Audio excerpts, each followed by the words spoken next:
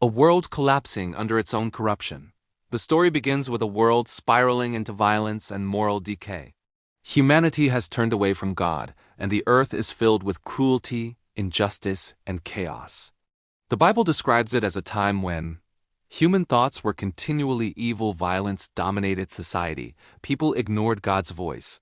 Yet in the middle of this darkness, one man stands out. A righteous man in a corrupt generation. Noah is described as righteous, blameless among his people, walking faithfully with God. He is not perfect, but he listens. He pays attention.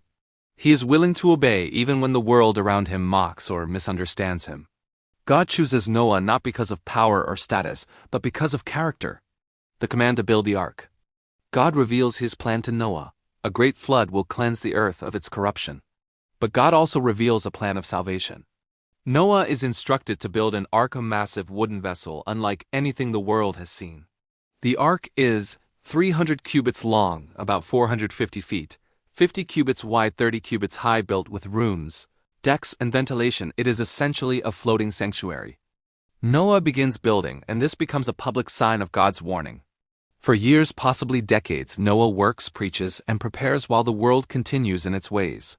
The gathering of the animals. As the ark nears completion, something extraordinary happens. Animals begin to arrive. Pairs of every unclean animal, 7 pairs of every clean animal, birds, creeping things, livestock, wild creatures. They come not by Noah's power but by God's command.